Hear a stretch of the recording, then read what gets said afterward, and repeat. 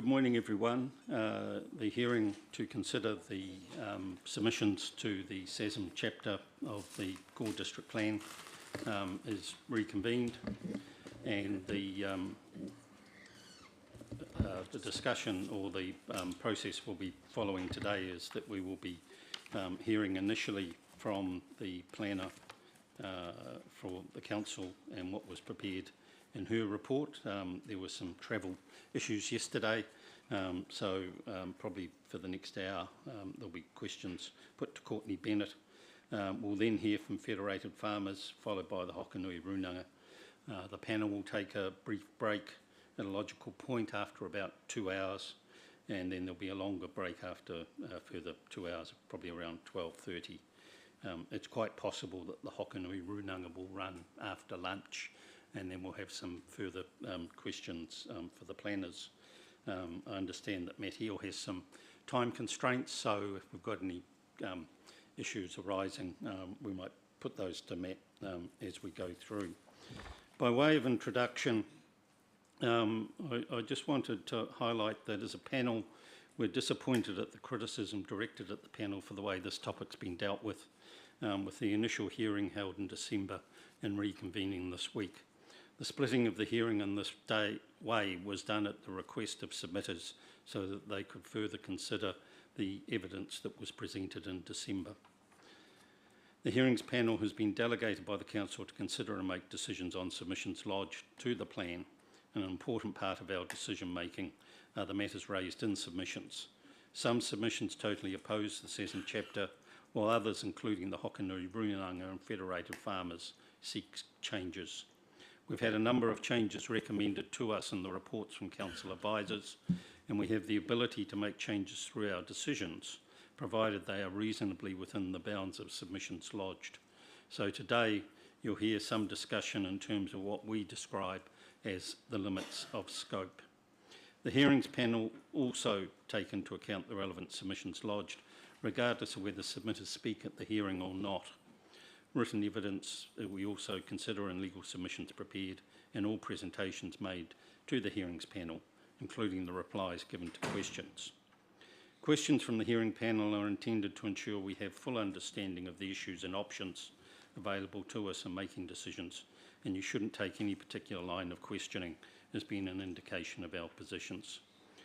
The panel members come to the hearing with an open mind and without any predetermination to fairly consider the material presented. Just because there's a particular recommendation in the consultant planner's report, or there's agreement between the advisors to the panel and some of the submitters, we're not obliged to follow that advice or implement any agreement. The hearing is streaming live on the Council's Facebook page and is available for viewing at any time. When the panel's deliberating, we may refer to it. The panel is aware of the concerns of both submitters and those who have not lodged submissions. For those present and not speaking today, please respect the presentations being made without interruption. The final hearing on submissions to the district plan is set down for April 7. It is our preliminary view that the hearing today will be the final opportunity to deal with matters of substance. We reach that view because there is now insufficient time in our view for additional work to be undertaken between any of the parties, for then to be put out for feedback from all submitters with a reasonable period for feedback, for further reports to be prepared and hearing reconvened. It will add significantly to the workload of the hearings panel, and we are fast running out of time to release decisions prior to the statutory deadline of 31 August. We are, however, open to hear any argument as to why we should deviate from that view. In addition, we heard yesterday from Council for Transpower in reply to questions that there is no legal mechanism for us to compel the Hokanui Runanga to identify sites in areas of significance to Maori. If there are contrary views, they need to be provided. Health and safety and emergency will leave through the main doors that people came in and otherwise at the rear of the building. Toilets, those present know where the toilets are in the building, and we have read all the pre-circulated material. Despite the volume of it, and so we don't need the statements read, but we do ask for a brief introduction summarising the main points. Are there any procedural issues that anyone wishes to raise before we start? No. All right. So, Courtney Bennett, thank you for making the effort in getting here. Hopefully it was a safe drive down and that you avoided the flooding that occurred in some areas. In questions to you yesterday, we were focusing on primarily the Transpower issues and arising, or as a consequence today, the focus is on Federated Farmers and also the Hokonui Runanga material. So do you want to give us a brief overview in terms of those areas? Thank you. Sure. So picking up right from where I left off yesterday. So Council's received expert evidence from 3 submitters in response to the SESM chapter, Southern Federated Farmers, Transpower Hokonui Runanga. This is in addition to the evidence previously lodged as part of HS8 last year from Pouhere Taonga and Hokonui Runanga. And these have all been tabled and I'm taking them as read. Today I'll be provided a verbal summary focusing on Federated Farmers and Hokonui Runanga evidence, following on from discussing Transpower yesterday, and then I'll be happy to answer questions from the panel. Evidence was received from Rachel Thomas and Bernadette Hunt on behalf of Southern Province of Federated Farmers New Zealand, or Federated Farmers for short. In their evidence, they raised several matters of concern and provide a suite of proposed amendments to specific provisions. In the interest of time, and since I'm taking my statements as read, I'll focus on the more significant and complex matters only. Ms Thomas and Hunt repeatedly expressed their dissatisfaction with council-led community engagement surrounding the Gordership Plan Review, stating that there was a lack of community engagement early in the plan process, that they are unaware of any public engagement opportunities run by council to share information on SESM matters, that council undertook, quote, the minimum level of consultation required, end quote, and that council has breached both its statutory engagement responsibilities and its own significance and engagement policy. I defer to legal counsel on statutory matters. In relation to the Gore District Council's significance and engagement policy, I agree that projects such as the District Plan Review represent the highest level of significance and therefore warrant the highest level of community engagement. In this policy, the highest level is called the Special Consultative Procedure. To the best of my knowledge, all Special Consultative Procedure engagement methods have been used as part of the PDP engagement process. Council's also exceeded these requirements by releasing an early draft of the PDP for community feedback in 2022, prior to formally notifying the PDP in 2023. As part of this early community engagement, in-person drop-in sessions were held in Matoda, Gore, Waikaka, Mandeville and Pukero for community members to learn about the draft provisions, including the SESM chapter. Council also attended meetings with specific parties at their request and reached out to several groups to seek targeted feedback. The draft PDP was also made available online alongside a digital feedback portal on the council website, all of which was promoted multiple times on council social media and via local newspapers.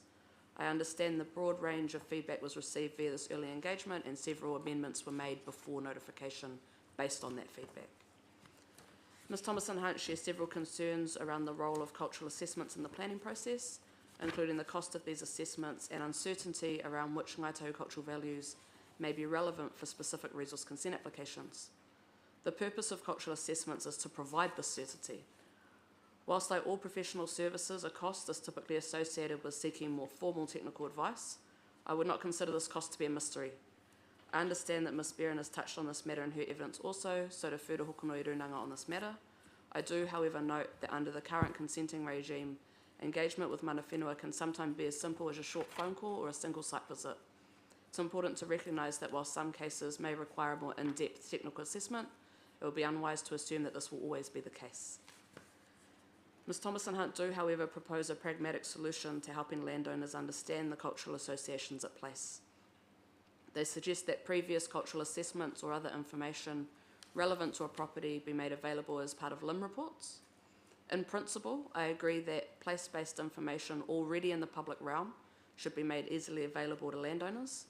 I consider this to be a useful area for council and mana whenua to explore the feasibility of further within mine to intellectual property matters that surround that.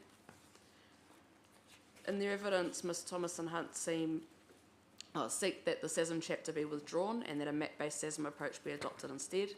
My position on this matter has not changed since the drafting of the Section 42A report, and as such, I continue to recommend the PDP approach to managing Ngāi Tahu cultural values be adopted. They also seek specific relief relevant to this chapter. I respond to each matter individually in my written statement, but touch on some of the more prominent matters here. One matter, they seek removal of the phrase high-risk activities in the SASM overview section. I agree with this reasoning and note that in the Section 42A version of the chapter, which has been adapted to a proposed Ngāi Tahu cultural values chapter, this phrase has already been removed. They also propose a new advice note clarifying the relevance of Section 10 of the RMA, which speaks about existing use rights. I support the intent of this amendment, but note that the wording to this effect is already included in the PDP in the How the Plan Works chapter. They also seek rewording of SASM P2 to include landowners in the process of determining the impact of activities on Ngāi Tahu cultural values. I do not support this amendment as it changes the purpose of this policy. Its purpose is to ensure decisions regarding Ngāi Tahu cultural values are not made in isolation from mana whenua, who are the technical experts on this matter. To include landowners in this provision implies that they are also technical experts in interpreting Ngāi Tahu cultural values. In the evidence, Ms Thomas and Hunt seek that the mana whenua chapter be withdrawn and that it be reconsulted on due to the scale of change recommended via the Minute 15 response. I defer to legal counsel on this matter. They also raise issue with the function of several of the provisions introduced via the Minute 15 response. Similar to commentary provided yesterday, I agree that in some instances, some of the provisions proposed for that chapter may be better suited to explanatory text or other such formats. I also note that whilst opposing the changes to the mana whenua chapter, Ms Thomas and Hunt also voiced support for the intent of the methods proposed by Ms Barron in the Minute 15 response. Whilst they agree that including methods is unusual, I acknowledge their support for their content to sit inside the plan instead of alternative documents. Therefore, I welcome further discussion to clarify whether they support the inclusion of these methods subject to amendments or whether their preference is that the content is included in the chapter via explanatory text instead. Ms Thomas and Hunt seek amendments to mana whenua P3. I agree that their proposed cross-referencing adds clarity to the policy. They also seek amendments to mana whenua method 1. However, I query the practicality of these amendments. I defer to Hokonui Runanga on whether 10 working days is a realistic time frame for completing a cultural impact assessment. In terms of continuing to process a resource consent submitted without a cultural impact assessment, I note that cultural impact assessments are not a compulsory part of a resource consent application.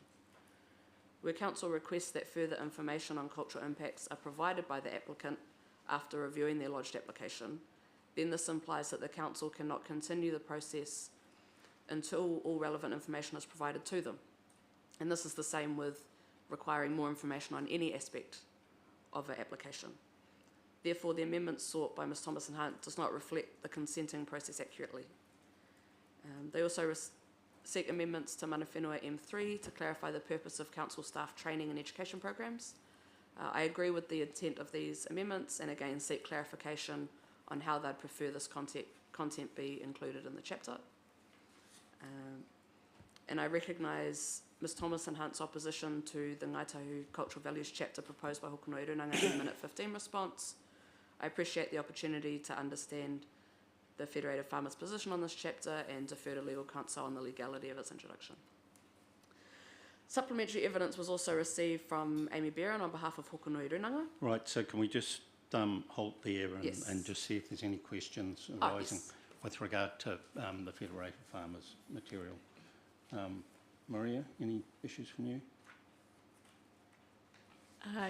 Yes, and my questions basically work in order down the paragraphs of your supplementary, your first supplementary. So do you want to start over here or do you want to throw it wider first? No, you're starting with me. Yes. All right then. Okay. So just fed farmers. Yeah.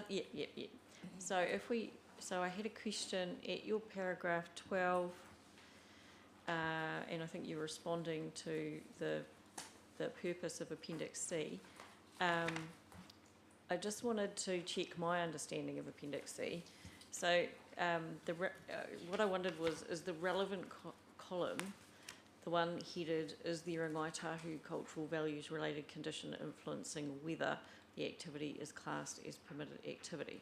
So when I go down that column, the only one that has a yes in it is Earthworks Standard 7, which is the ADP protocol. So what I took from your Appendix C in that column was that none of the permitted activities are drawing on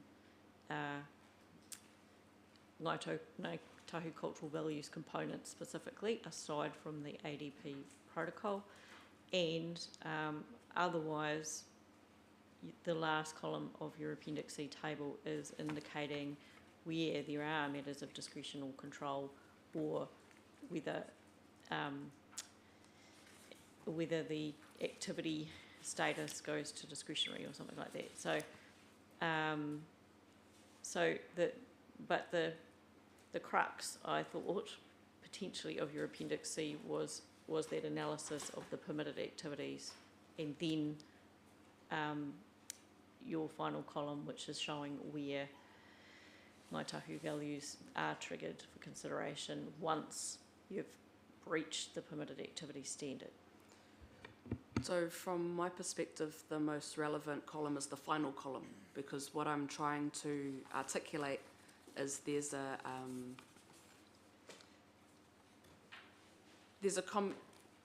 I'm aware that there's been a commentary that it is the inclusion of consideration of Ngāi Tahu cultural values that is going to increase the number of resource consents that people are going to be needing. But what I'm trying to show in this column is that where there are these matters of discretion, there are several other ones for those activities too. So even if you removed every single matter of discretion relating to Ngāi Tahu cultural values, the majority of these activities would still need a resource consent because there are other matters of discretion. For example, if we just look at the very first one on the table, engineering S1, that has 3 different matters of discretion. So if you removed the requirement to consider Ngāi Tahu cultural values, there's still 2 other matters of discretion that would need to be considered. So I'm trying to counter that misconception that it's the Ngāi Tahu cultural values considerations that are generating additional requirements for resource consents, because that's largely not the case. Yeah, and so it's the relationship between the permitted activity column and the last column. So it's the permitted activity column has the triggers in it that then generate the need for resource consent, and then once that's generated, then you're looking to see whether or not Ngāi Tahu cultural values become The part of the only mix. reason. Yeah, so what I'm showing is that they're not the only reason for needing resource consent on these matters. Yeah.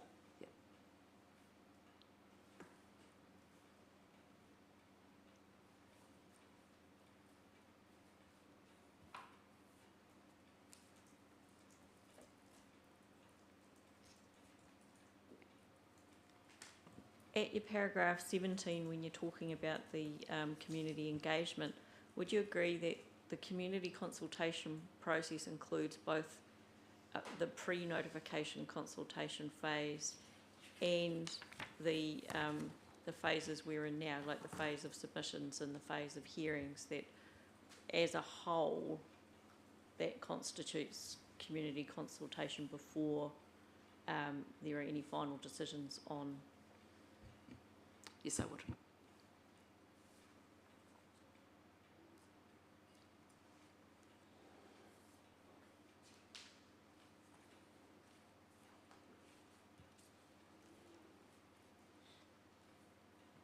So when you're talking at your paragraph 19 about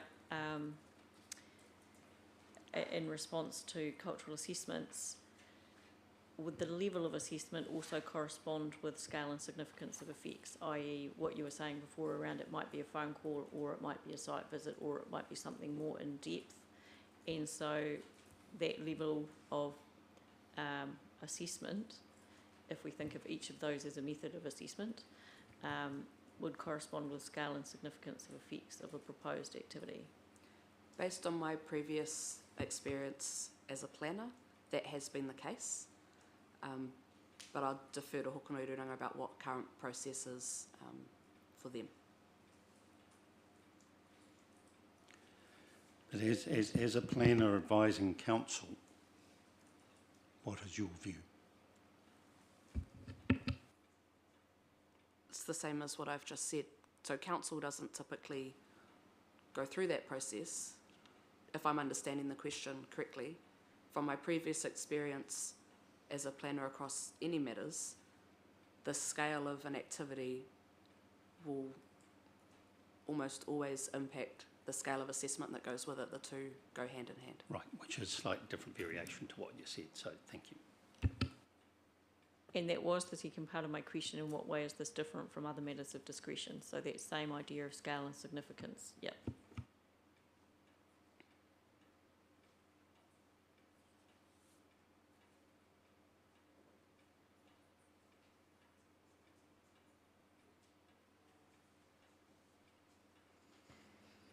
So where you've responded to the idea of limbs and in place-based material, so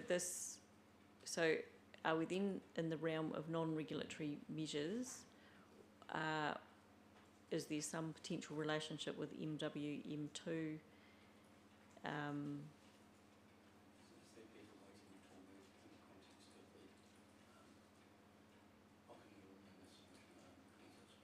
Yeah, maybe. Just an idea as to whether you're seeing that in the method space or the non-regulatory outside the plan space. It's not something I've thought about, but I can come back to you on a perspective on that.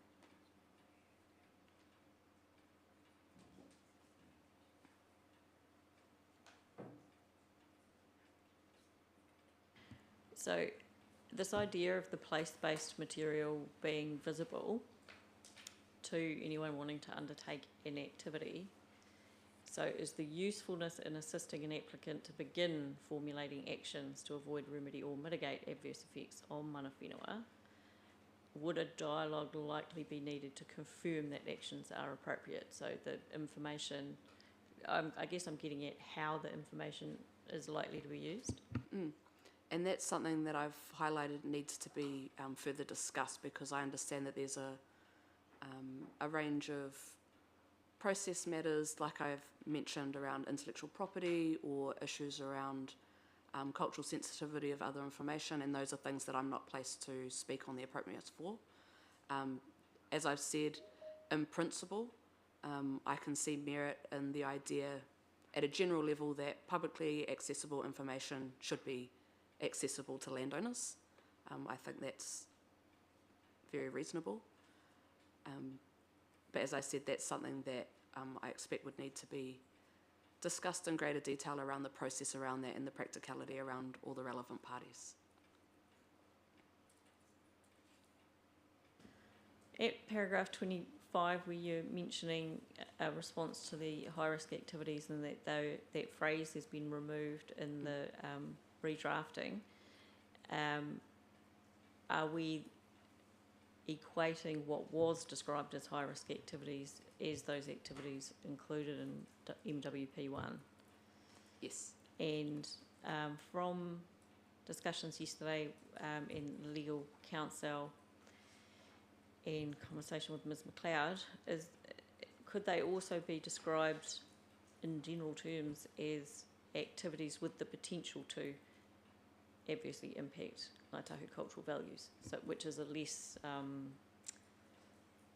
like they've been identified because these are the ones that have, you might say, are most likely to, or the greatest potential to, but really it's the potential to adversely impact on Ngāi Tahu cultural values. Sorry to interrupt, but now you're talking about the draft, I think just focus on what we've heard, please,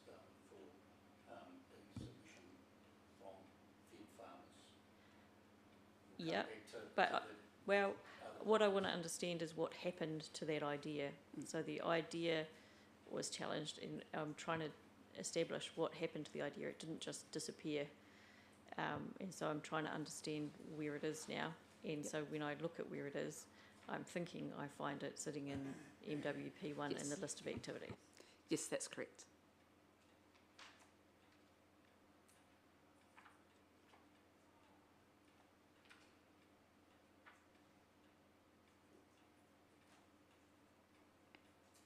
At your paragraph 29, I just wanted to double check, this is my last question. I was trying to follow, because you're referring to SESM 02 and SESM 03, but when I looked at Appendix A, it was talking NTCV, so I guess I just wanted to really get clear from you about whether we're talking about, you know, along the lines of what was notified, or a migration towards, in your opinion, favouring the NTCV. So that's, I just wanted to check, because you're using SESM 02 and SESM 03 in that paragraph, and it just made me go, I just need to double check with you what your you know, view is at this point, notified versus NTCV. That's a fair question, and there may be some inconsistencies through there just in the speed that we're working through things. The matters that I'm discussing at paragraph 29 is the provision, and I'm pretty certain it's SESM P2, was talking about saying that decisions on impacts of Ngāi Tahu cultural values would be made by mana whenua, council and landowners. And the point that I'm trying to articulate here is that landowners are not technically experts in considering impacts on Ngāi Tahu cultural values, in the same way that you wouldn't have that in the context of geotechnical experts or hydrology experts. It's the same kind of context there.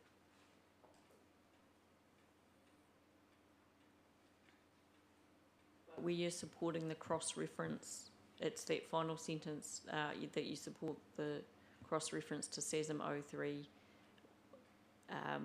Would we take that support for cross-reference and bring that into NTCV? Yes. Yeah. Thank you.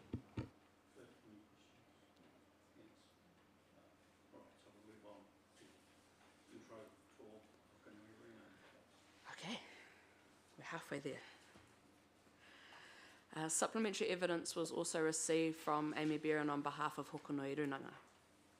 Ms Beran has provided substantial new material here, including proposed changes to the structure of the PDP, substantial redrafting of the SESM/Ngāi Tahu Cultural Values chapter, further amendments to the mana whenua chapter, additional analysis of the PDP in response to minute 15 of the hearing panel, general comment on a range of provisions across the PDP, and amendments to rules and or standards across the following 22 chapters of the PDP: mana whenua, infrastructure, transport, natural hazards, notable trees, natural features and landscapes, SASM/Ngāi Tahu Cultural Values, subdivision, earthworks, noise, signs, large lot residential.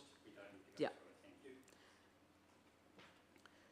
Due to the volume and level of detail included in Ms Beran's evidence and the extremely condensed timeframes, this bespoke approach to hearing the SASM chapter is necessitated.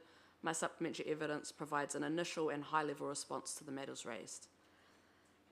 Ms Beran's provide commentary as to whether the provisions currently proposed for the SASM Ngāi Tahu Cultural Values chapter should be relocated into the mana whenua chapter of the plan in order to combine these chapters.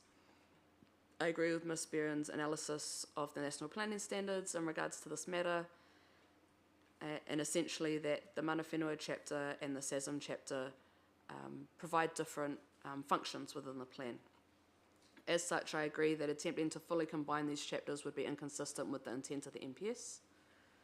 I also agree in part with Ms Beran that a sensible split between mana whenua and SASM/Ngāi Tahu Cultural Values would be to have objectives, policies and rules in the SASM Ngāi Cultural Values chapter and all other contextual and process-related information in the Mana Whenua chapter.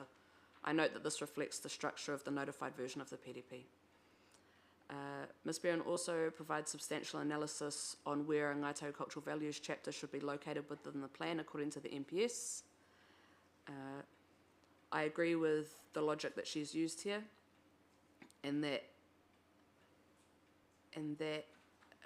if the panel chooses to incorporate a Ngāi Cultural Values chapter into the PDP in place of a SASM chapter, it must be located in the strategic directions section of the plan if the panel consider it to be a strategic direction matter. If not, then it would sit most sensibly amongst the historic and cultural values chapters. Ms. Barron also proposed several amendments to the Mana Whenua chapter, including adding Tino Rangatiratanga, Waihi Tapu and Waihi Taonga to the list of Mana Whenua 2.3 values, deleting Utu and Te Reo Māori from this list, and amending parts of 2.4, or Mana Whenua 2.4, and deleting information about the Accidental Discovery Protocol. Excluding the latter, I've not been able to identify discussions of why these amendments are being made. This is particularly concerning in the amendments to Mana Whenua 2.4 is based on the changes Ms. Barron has proposed to the Mana Whenua and Ngāi Tahu Cultural Values chapters. This would change the range of values that are considered within scope for decision makers. Therefore, I can't support these more substantial amendments without understanding the reasoning behind them. I welcome further information from Ms. Barron on these changes so that I can provide that kind of recommendation.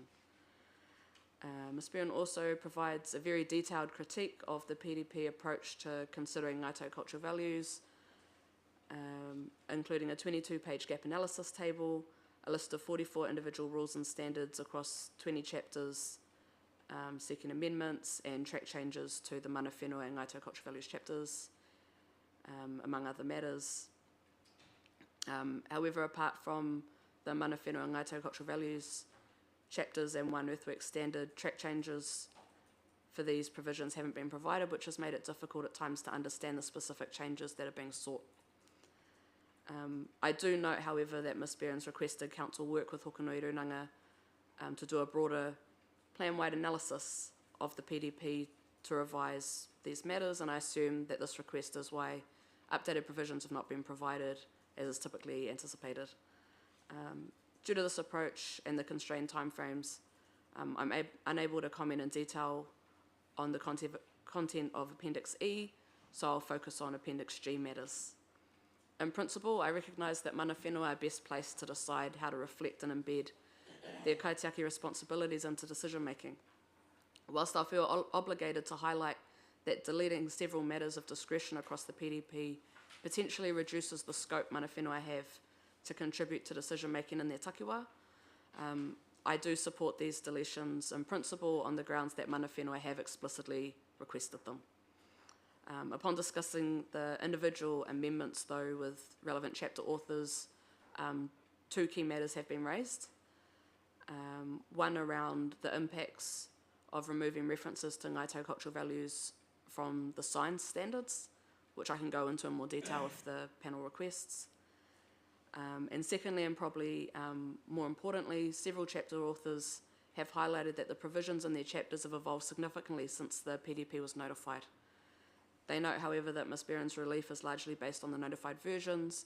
Therefore, there may be benefit in confirming that Hokonui Runanga is still comfortable seeking the amendments to these chapters in the context of the most recent versions of those chapters.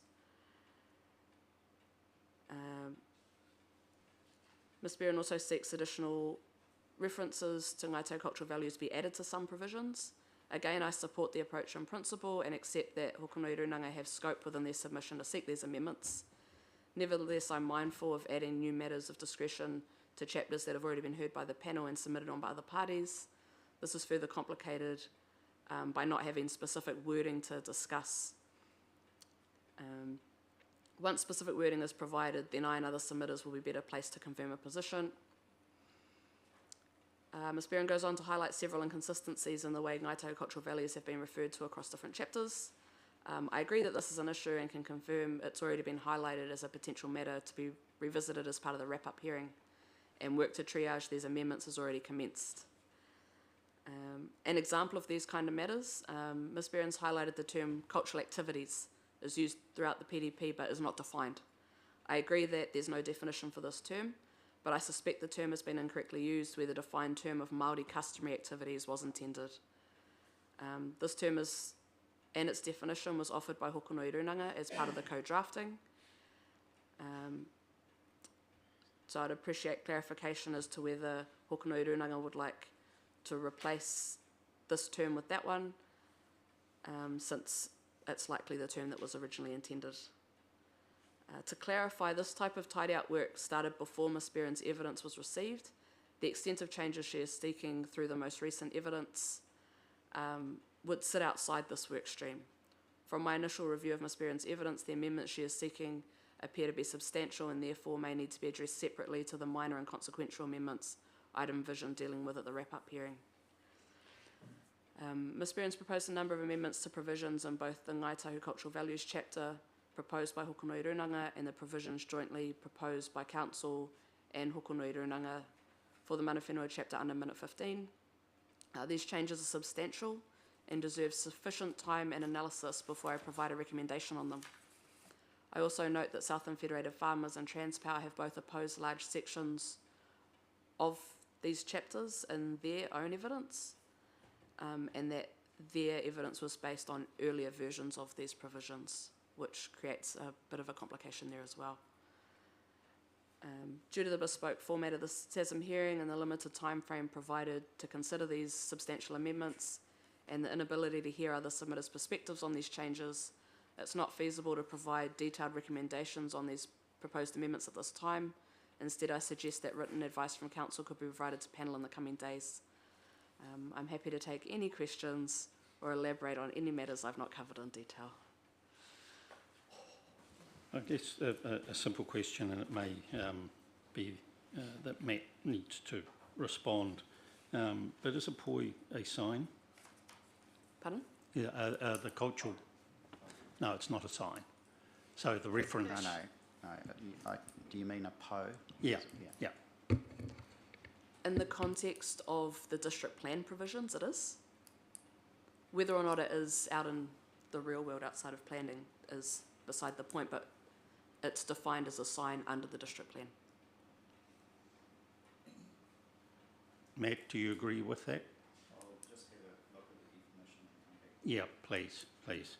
From my understanding, it's included in the definition. So one of the key issues that we talk about is that the Mana Whenua section under the National Planning Standards can only deal with process and context. So expand on that a bit. What is process?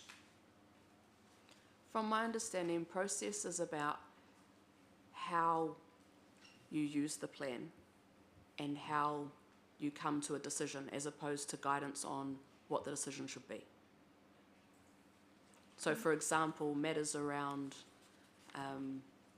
the way council will work with Mana Whenua or work with the wider community process. Whether or not someone needs a resource consent or not would not be something I would consider process. Okay, and I'll come back to that in terms of what's being provided. Because when you describe in a number of cases to be used in decision making, which to some people reading that in the context of today is that the Runanga are the ones making decisions. Which is not accurate. So the words decision making probably need to be replaced with consent processing. Would you agree? It potentially could be. I don't see a difference between the two when read in their context, but if that's a concern that you have for comprehension of the plan, then that's valid. The National Planning Standard isn't black and white, and we've learned with other hearings that it directs that, for example, all the matters dealing with biodiversity be in a particular chapter, and all the matters dealing with earthwork be in a chapter, and all the matters dealing with utilities infrastructure being a separate chapter.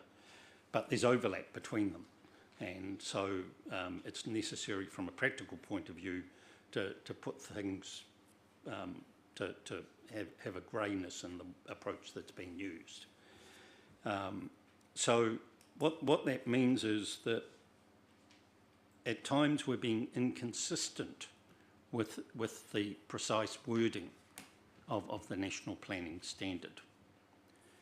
Is it possible that we're being inconsistent in a number of cases, but not contrary to the National Planning Standard in the way that some of the suggestions are being put for what can potentially go into the Mana Whenua chapter that's come from the Hokanui Runanga? Can you give me some examples, please? I'll come back to those then in the context when I go through the chapter. The National Planning Standards also talk about and it's in your paragraph 13, I think it is, policies that address matters,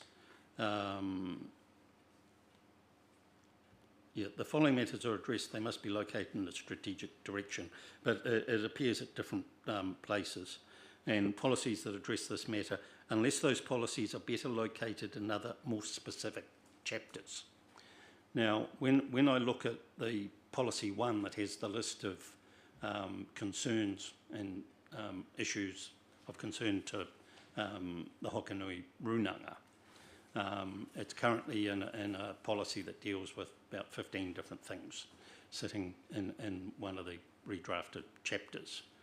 In terms of integration, in terms of being more specific and giving certainty, and a good example is no, I won't give an example. Do you think that what is currently policy 1 with that long list is actually better being broken up and put into the respective chapters, so that if, for example, Policy 1 in what chapter, sorry?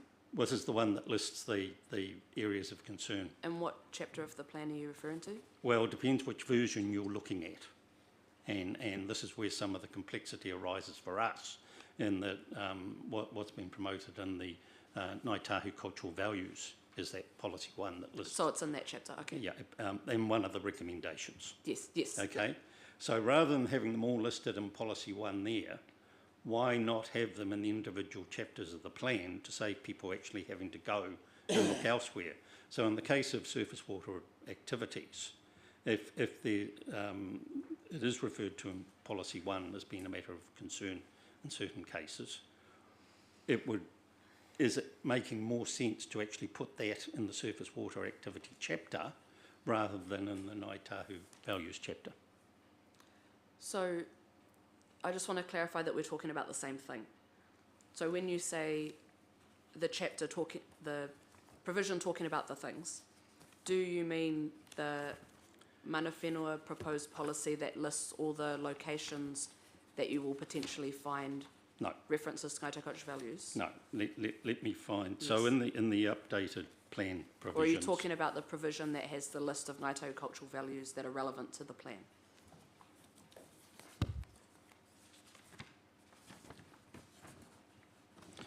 I'm looking at Ngāi Tahu cultural values policy 1.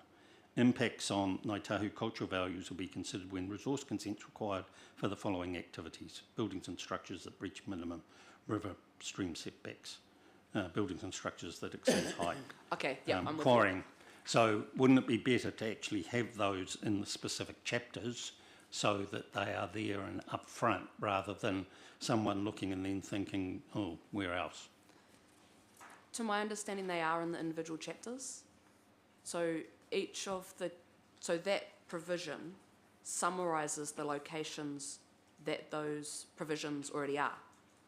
So you could not have that provision and the way the plan functions would still be the same, because all it's doing is saying when you go to, for example, the earthworks chapter, you will find provisions saying that at this activity you must consider Ngāi Tahu cultural values. They're already in the individual and so chapters. the one in earthworks that you refer to is in general terms, saying refer to another section of the plan. My point is the I'm opposite. talking about the individual matters of discretion.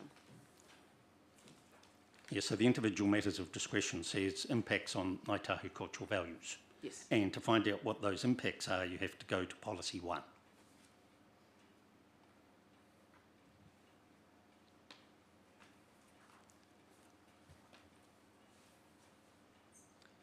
I think it depends how you look at the plan. Do you have a view on that as well, Matt? Well, my understanding is the Ngāi Tahu cultural values are explained in MW, was it 2.3, I think? Yeah. But we've got policy 1 that in response to criticism that it needs to be more specific, that actually lists, so for example, quarrying and mining activities in rural zones that breach requirements and standards. So it's not just saying, or let me find probably a better example over the page. Sorry, are you referring to the Runanga's Yes, table? Oh. yes, Okay. which is in Appendix B of the additional material that's come through from Ms. Beran. Oh, from a spear, okay.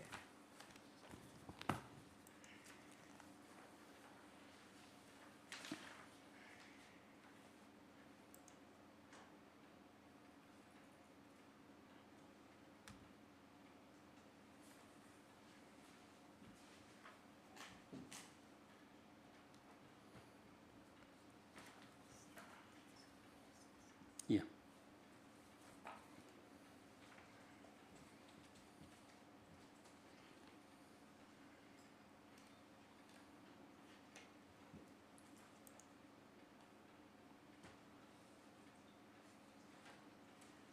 So this is the work that Ms. Beran has done to propose amendments to these chapters, is this correct? Yes.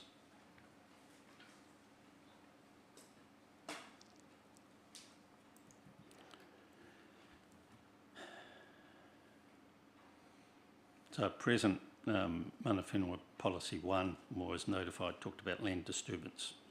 Or some activities breaching bulk, location and height. And so what she's done very usefully is then given to some thought to actually give that a more detail and provide more certainty.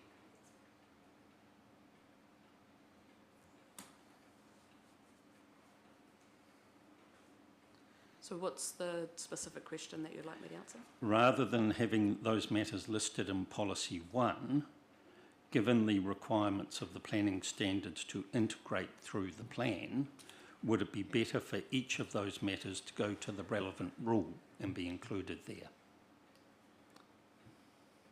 That could be one way to work with it. I think it depends on how you want to structure the plan and the purpose of the policy. So if we look at where the original Mana Whenua P1 provision came from, the reasoning for that was responding to submitters who were unsure where they were going to come across specific provisions. So we wanted to provide an extra level of certainty right at the front of the plan so that people could understand where they might come across them in the wild, for want of a better term. So that was the intent of that, whereas, and there are different ways to cut up how we group those together. So Mana Whenua P1 grouped up all of those different provisions in one way. The proposed NTCV P1 has grouped them up in a different way. If you wanted to migrate those into individual chapters, you could, but would that then still provide that upfront guidance to plan users about where they might come across these or not? It wouldn't. So it depends on how the panel wants to prioritise that information. I think both have merit, but it really just depends on what concern we're trying to address with the policy. Thank you, that's helpful. I just want to ask a couple of questions in terms of what's in that policy. And in B it talks about buildings and structures that exceed height limits. So from the perspective of the council planner, what do you think is the effect that that's trying to manage? The reason that, and bearing in mind that a number of those provisions have been proposed to be removed by Hokurui Runanga in this evidence, so just putting that to the side for a moment, the reason that those kinds of provisions were included in the notified version was based on some of the cultural assessments that were done as part of drafting the notified version, where it was highlighted that views to and between different cultural landscapes were seen as culturally important to Hokonui Runanga, and that by council was translated into provisions looking at height limits, because if a view to or between different locations was important, the height of a building could obscure that. So that's why that got put in as a matter of discretion. However, as I say, several of those matters of discretion have been proposed for removal by Hokonui Runanga recently. Yeah, but this is in the updated revised copy, so it's Yes. one coming in. So Yes, and those are inconsistent in this as well. Yeah. right, so one, under the RMA, there's no right to a view, and there is nothing to stop a shelter belt being built on the road. So what does a provision like that in real terms actually gain? And if there was a resource consent where a house wanted to go slightly higher, there is no view shafts that have been identified that are important, like Correct. the volcanic cones in Auckland. They have view shafts and you can't build and block views. And what you replied was that I anticipated that it is to retain views of for example, the Hokanuis. But given, as I said, the planting of trees can block out those views anyway, as of right. So what do you see then? Do you see any value in retaining a provision like that? So there's a few different things to comment on there. The first thing is, I wonder if this is a bit of a moot point if Hokonui Runanga is now requesting that those be removed. Okay, But we'll as get some clarification on that Yeah. when we get to the... But to get to your other points, I absolutely take your point on view shafts, and you'll note that we've intentionally not used the term view shafts because that does tie us to that case law and to those precedents. And the other thing for us to keep in mind is that having those matters of discretion does not mean that you cannot block them, because as you say, there's no right to a view.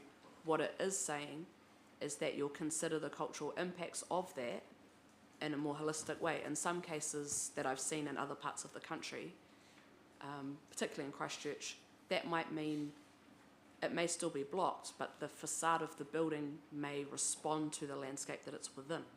So you're not denying the ability to go over a height, you're taking the cultural impact of blocking that into a wider consideration, and then it's up to the council decision maker to decide whether or not that should impact the decision on the resource consent or not.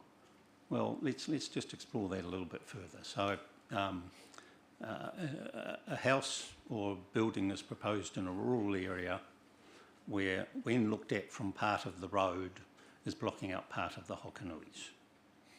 So is it appropriate to say there is a cultural impact here and the height should be managed? There potentially could be, and that's when, as part of the decision-making process, you have a conversation with Hokonui Runanga, as is the process set out in the plan, and that's where that discussion comes about. Whether or not the council chooses to use that information in different ways is up to the decision maker. All right, so I've got a number of other questions in terms of that policy that I'll be asking of Hokonui Runanga, and I'll come back to you to get your perspective on it as well. You talked about processes, and I just want to go over to the next page that shows up as Ngāi Tahu Cultural Values Policy 2. Council will maintain and establish processes that A and B. So isn't that process related and therefore should be part or can be part of the mana whenua section? I note that this isn't my evidence, and these aren't my recommendations. No, Yeah. but that's what I want your view. So you're saying only process things can be in mana whenua. Is this an example of a process policy that can be in mana whenua? Yes. Right, because it has the word process.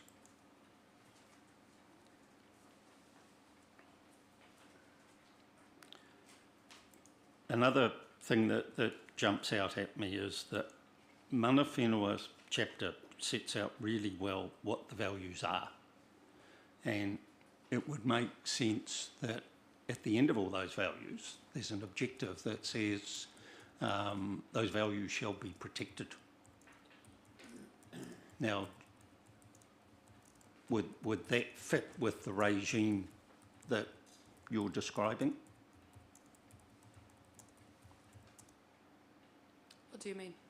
Well, if we've described all the values as part of the plan, and at some point there needs to be, and I believe there needs to be an objective saying those values are going to be protected, however it's worded.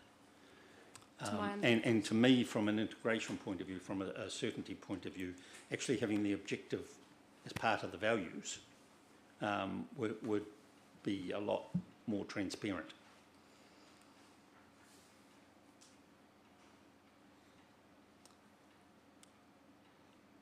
You could do it both ways, and it depends on how you end up structuring the whole plan, from my perspective. And there's already several provisions that do direct that.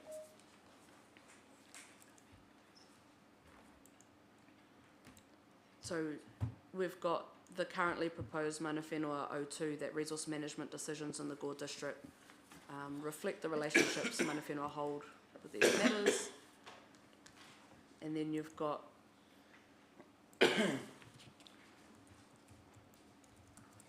similar provisions in the SASM chapter, and the intent of them, as you say, is to ensure that those values are taken into consideration within decision making. I don't know if protecting a value really makes sense in practice, as opposed to, because you're protecting the ability for those values to influence decision making. All right, so maybe it's to take into account those values. Yeah, which is, but to actually link it so they're sitting with the values. you could do, that's what we've attempted to do in Ngāi Tahu Cultural Values Objective 2. Okay. At your paragraph 29, you say that you support the approach in principle and accept the Hokonui Runanga has scope within their submission to seek certain amendments. Is that your professional view, or are you relying on the legal submissions? Can you give me that paragraph number again? 29.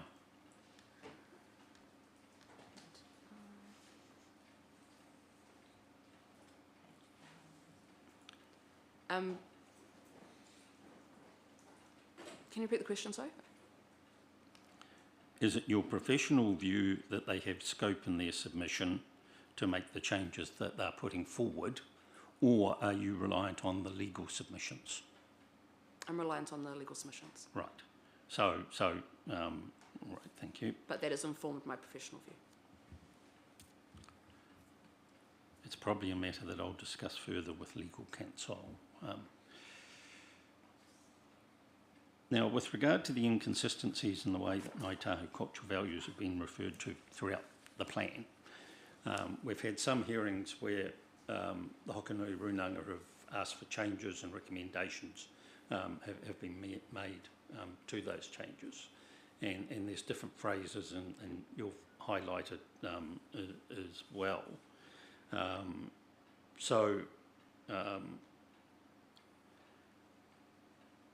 What is your expectation of the intent to bring to the final hearing? At this point, and I'll defer to Matt as well, what I've done is I've made a table that has all the different references to Ngāi Tahu cultural values or anything of that intent.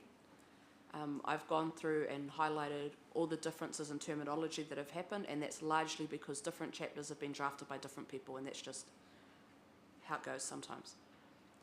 And I've started a table of another column in it that has whether there's been agreed wording to be replaced with each, and if there hasn't, what my recommendation of the most appropriate wording is, and my intent is to then discuss that with Hokonui Runanga to make sure that we're all on the same page with that.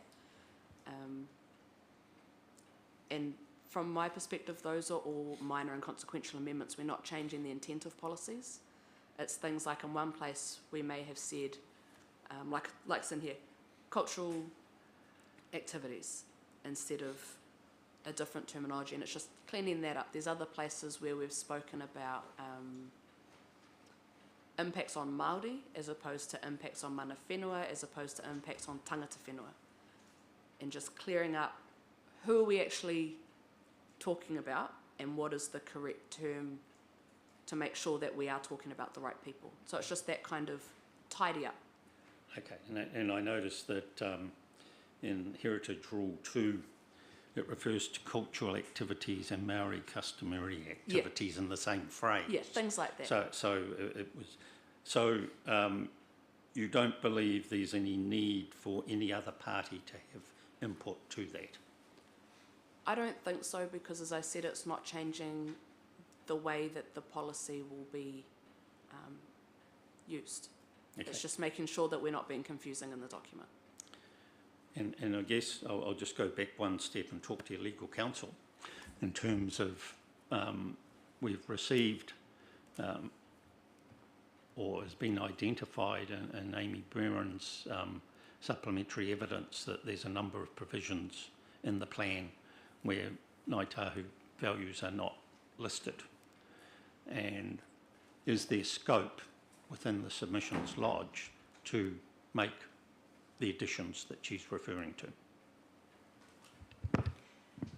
And I think that's probably where I haven't given legal submissions on unique provisions, including in ones that you've already considered, and that would be a step that I would anticipate either needing to be done or not needing to be done, depending on where it falls in terms of substantive consideration for this hearing or consequential matters, which are more likely the things that we were anticipating covering in a wrap-up hearing. So probably a step to be taken is my answer, with reference to the particular provision and the particular submissions made on that provision, and I can assist with that.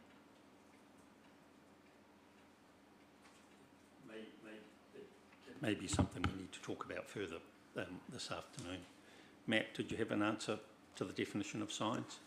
I'll probably need to confer with Courtney. There is a definition of cultural marker, and there's a rule in the signs chapter relating to cultural marker. So just need to have a discussion about how that relates to the question that you were raising about signs, because the cultural marker rule is in the signs chapter and it refers to the need to consider impacts on Ngāi Tahu cultural values. So I just want to understand that in the context of the broader sign comment that Courtney has raised in her evidence. Thank you. Courtney, and attached to your evidence is an updated version of the mana whenua chapter. And under the heading of number 2 on page 2, recognition of hapu and iwi, and there is some Maori phrases, the pepeha, in there.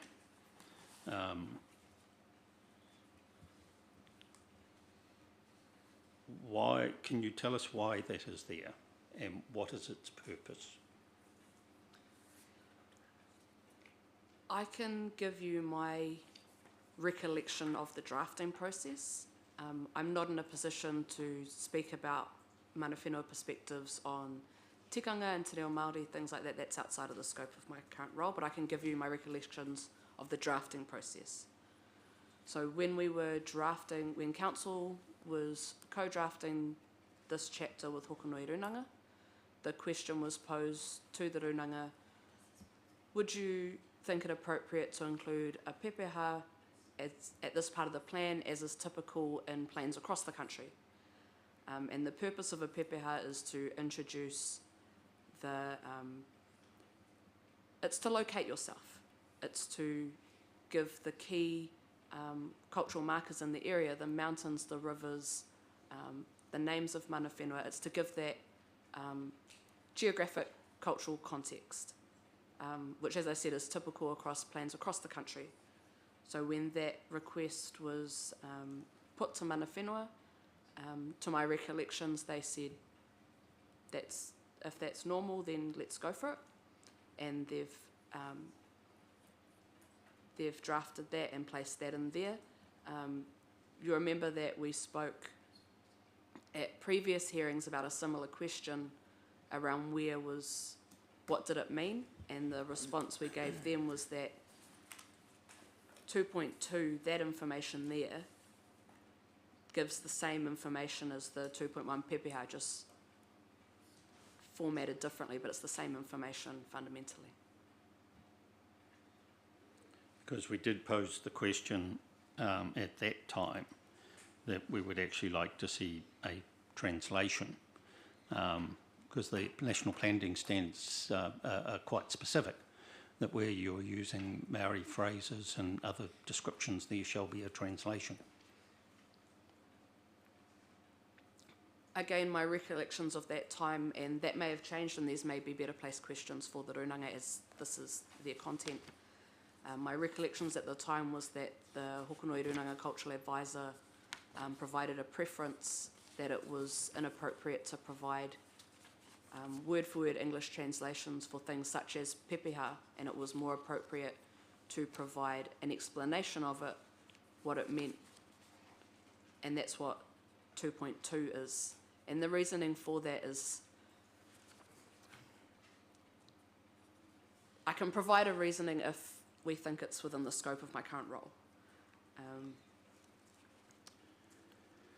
But I think it might be best to yeah. leave it to Yeah. Hokonui. I think you've given an answer, Yeah, cool. and that answer can be followed up with Hokonui Runanga. I think you've provided the origins and Cool. the rationale, so. Great, thank you. All right, I will have some further questions after I've talked to the Runanga in terms of your perspective in particular of the additional material that's come in recent days. As I highlighted at the beginning, our preliminary view is that really all the information that we have here now is probably as far as we're able to go in terms of what we're dealing with, just because of the time constraints and fair due process. So any other questions from panel members? Yes, I've got a question.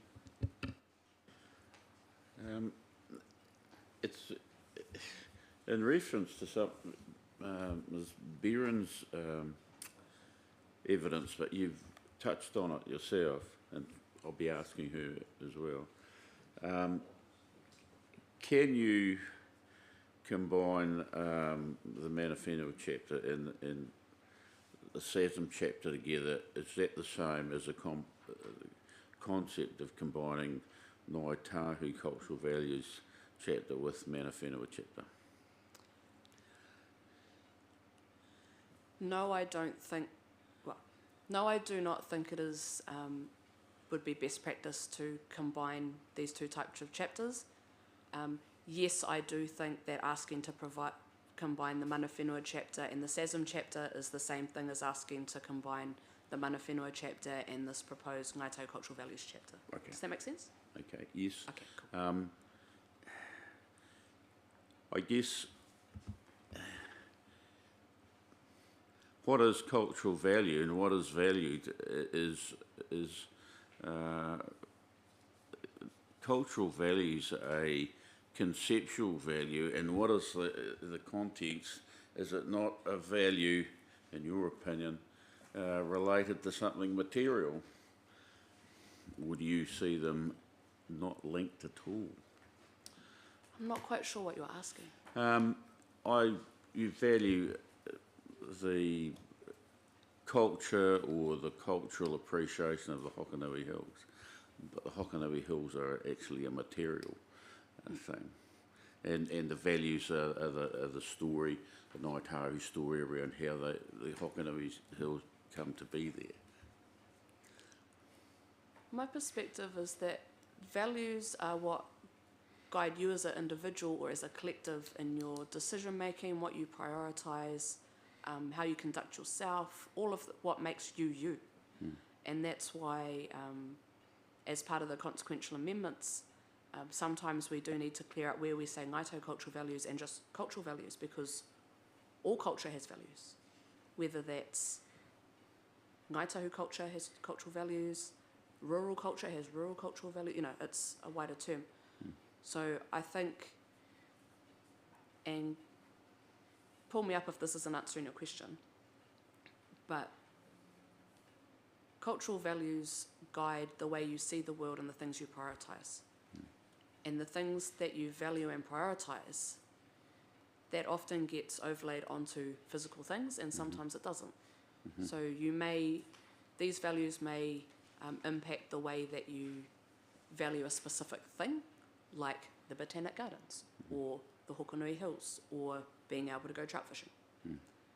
But they also may influence things like the way that you speak with your neighbour, or the way that you put your, So it's both. It's an and situation in my view, not an either or situation. Is that helpful? Yes, it is helpful. It sort of leads me to my direction of travel when I started the question. How do cultural values translate to a highly modified environment? And I'm getting back to, we're going to be hearing from federated farmers and their concerns of the rural environment, and their concerns with the SASM chapter around, the possible overlay of cultural values into that activity in a highly modified environment. Your comment will be useful. I think I'd refer you back to Ms. Jo Brand's cultural evidence from the Mana Whenua chapter. From memory, she speaks at length around the way that the modification of an environment doesn't change whether Mana Whenua have a relationship to it or not. So I'd refer you back to her cultural evidence for that. Cool.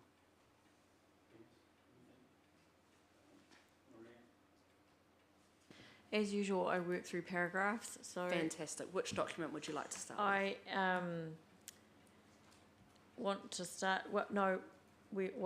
The only one I'm looking at now is the one where you're dealing with the Hokonui evidence, and so at paragraph 12 of that supplementary statement, I wanted to just explore with you. So Ms. Beran has identified, when she's done this analysis of Mana Whenua chapters in district plans around the place, she's found that they don't tend to have objectives, policies and rules sitting in them. They tend to be explanatory. But she has also done a thorough analysis of what provisions means, and understands that provisions is everything, pretty much, except images and whatever else she said. But therefore, the national planning standards themselves don't seem to say that you can't. So this sounds like a planning norm, but it's not a legal norm. If you know, it's not a legal standard. So I wanted to check: is it your preference to not include provisions in the Mana Whenua chapter as per sort of other places, and revert to explanatory text only, or would you entertain, as in the answer to Commissioner Hervel's question around that one in Ms. Beran's evidence that talks about process, are you allergic to having those kind of provisions sitting in the Mana Whenua chapter where they are context and process related, well, particularly process related, they're more likely to be process related. Or do you have a preference for it to remain explanatory? That's the crux of my question. I have a preference based on both the issues that are coming through from submitters with a level of uncertainty and query that they have around how these provisions work, that I think, as we spoke about yesterday, could likely be allayed by them reverting to explanatory text. I think there's a benefit there. However, I do not have a strict position that I do not think it is appropriate to have them there. I think that there is scope to have them, whilst also recognising that it would be unusual. Not unusual. It would be different to other plans that I've seen, but just because it's different doesn't mean that we can't do it. Just to follow up on that, we are in a slightly different position here in that when I had a quick check of those other plans, they had a SASM chapter and we don't. And so I think there is a slightly different approach that's available should we want to go down that way. We potentially, based on the decisions the panel choose to make, could have a SASM chapter or a Ngāi Tahu Cultural Values chapter, which provide that role. The Mana Whenua chapter still sits separate to that. But as I said, there's no legal reason why we cannot. I've raised my reservations around it, but that doesn't mean that I think we legally cannot, if that makes sense.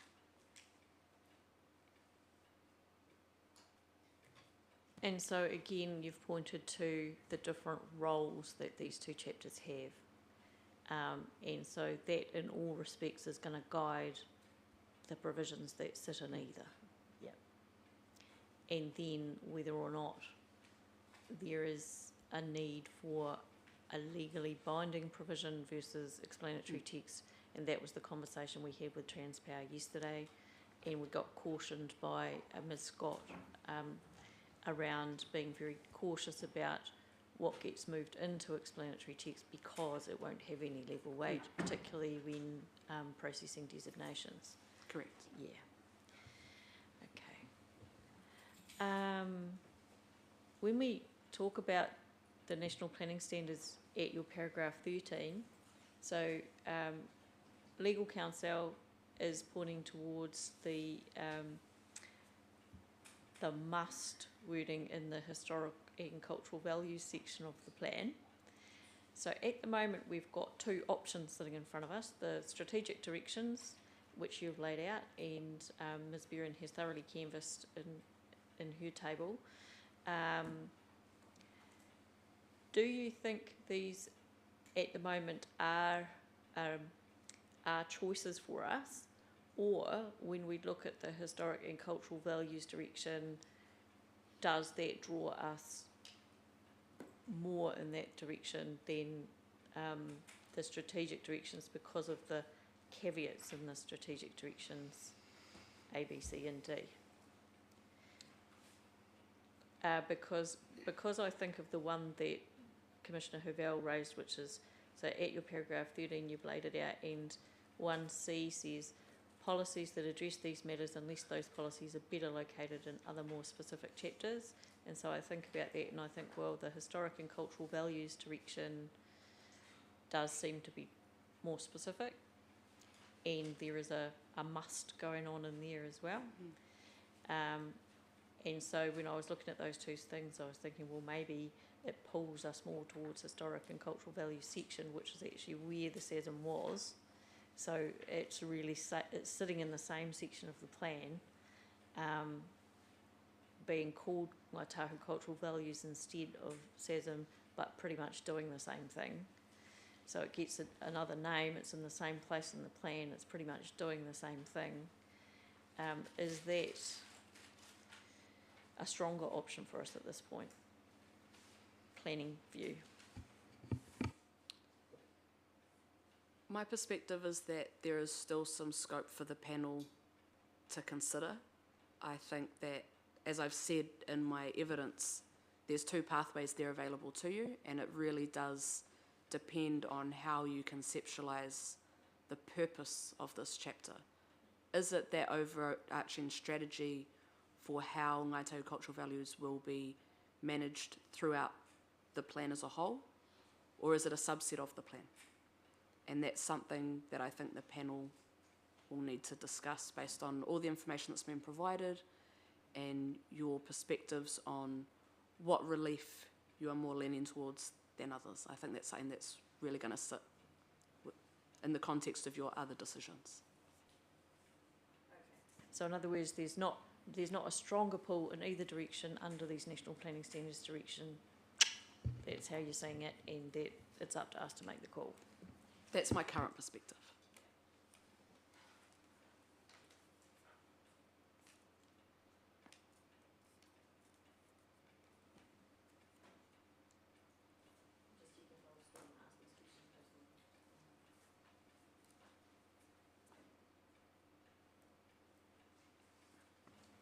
At your paragraph 17, you're talking about the ADP and its relocation and consolidation into EWS7.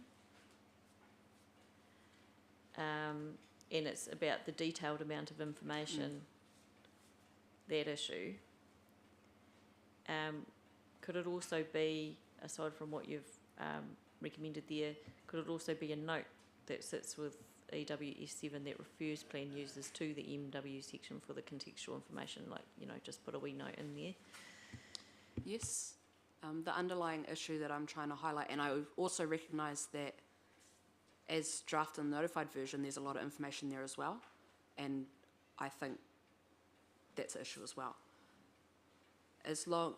There are multiple provisions within the plan that link back to the accidental discovery protocol, and to have it in a more centralised location would give it more prominence than if it's attached to one standard in one chapter, because you'd be cross-referencing into a standard somewhere else instead of being able to more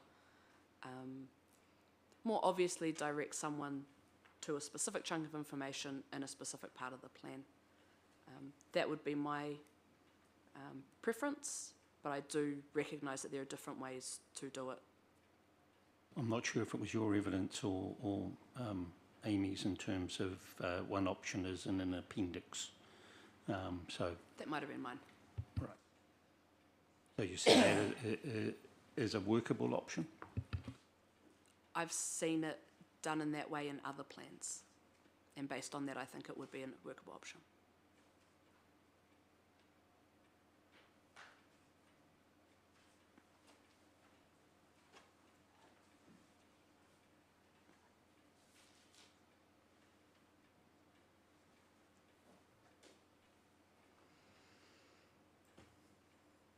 So at your paragraph 21, where you're noting that you couldn't support the more substantial amendments without understanding the reasoning behind them, and is this an area where we need to pay particular attention to scope?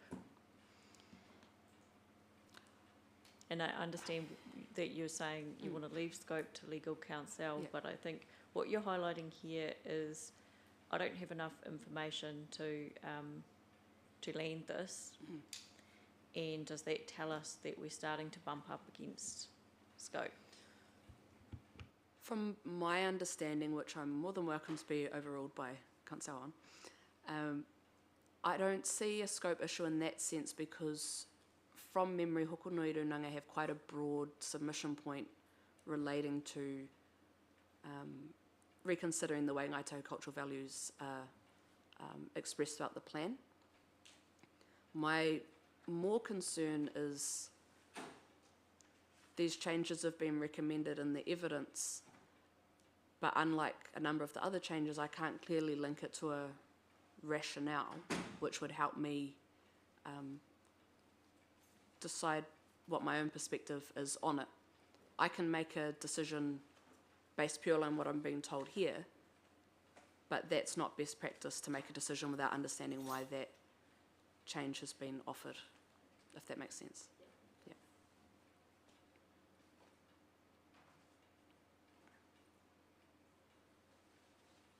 So at your paragraph 24, where you're commenting on Ms. Berrin's request for a broader plan-wide analysis of the PDP,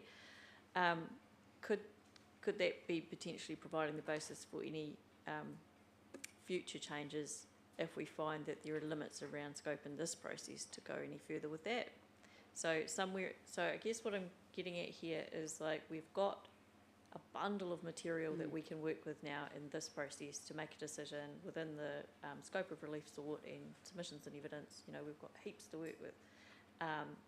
Some things might belong in this process. Some things might belong in a future review.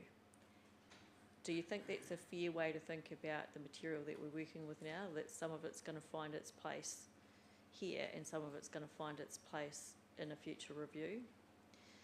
If we are limited, like, I guess the way Commissioner Havell started the day, which is that we're on a time track and we're going to have to make calls based on the substance of what we're working with in this hearing, and that when we do that, there might be matters that have been raised that can't go any further than where we are at the moment, and that would, you know, naturally go into any subsequent process. Like, this isn't the only chapter where that might occur. Like, we've got other chapters that we've already heard where things are sort of falling out that look like they belong in a future review process, and we can put flags up around that in our decision. So just a view on that, really. Potentially, based on the comments that were given this morning around those constraints around time and having that fixed date to get the process done, just at a practical level, I agree that there's just not enough hours in the day. And if that means that things need to move to another process, then that is a potential way to deal with things.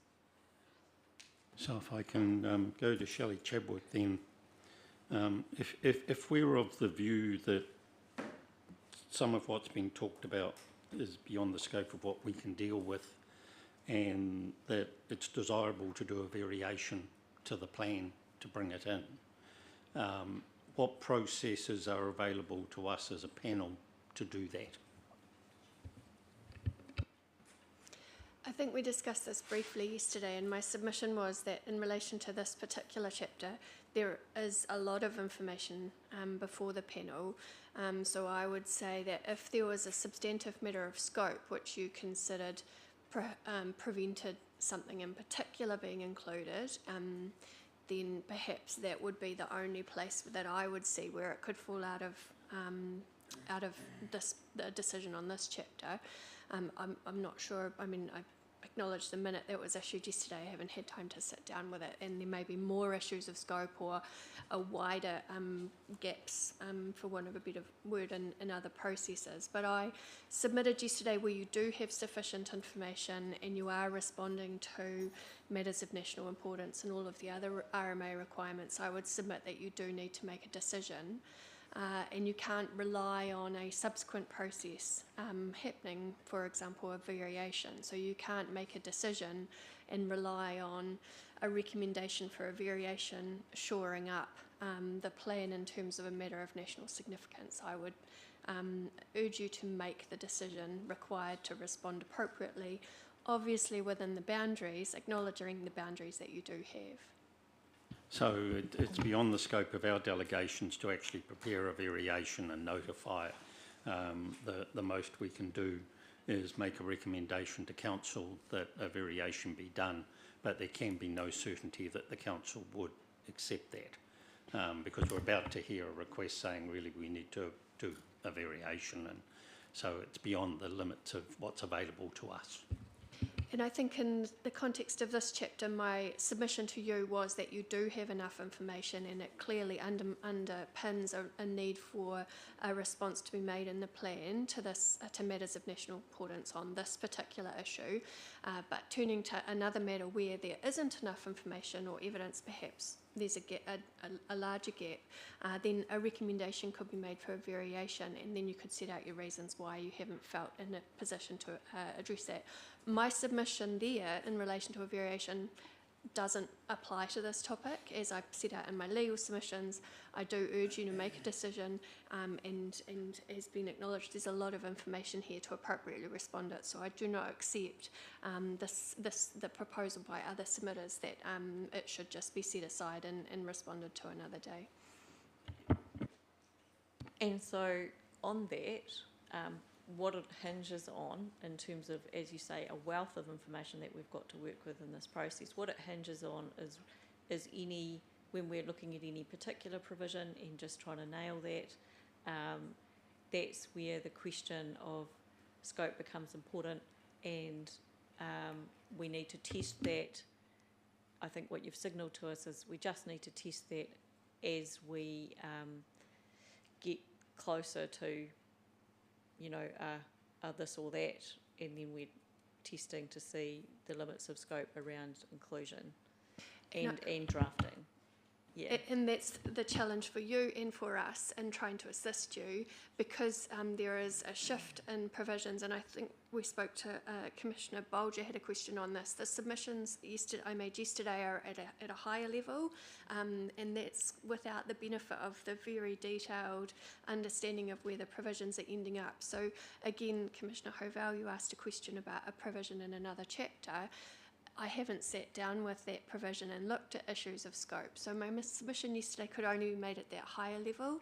And then we end up with this back and forth challenge of I don't know where you're heading. So until I know where you're heading, then it's scope issues are like that. So if I can assist, then please let me know how I can sit down and look at those submissions in a bit more detail in order to test scope. But the high level submission, there's references, for example, to the submission in support by Hokanui Runanga, a submission by Environment Southland, which was broadly framed, and then acknowledging all of the other ones. So that's where I've started in terms of trying to assist you, but I can assist you further with those more precise scope issues, subject to a bit of direction on where you're going, perhaps.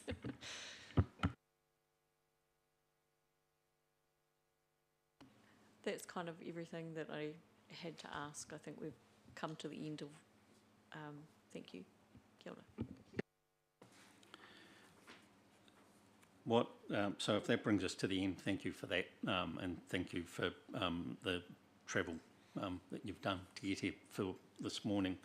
I propose to take a 10-minute break now before we start with Federated Farmers, partly to allow batteries to be put in. We had council meetings here all yesterday and the batteries are a bit flat, so we can hear you will actually add batteries to that. So we'll take a 10-minute break and come back at 10:15. Thank you.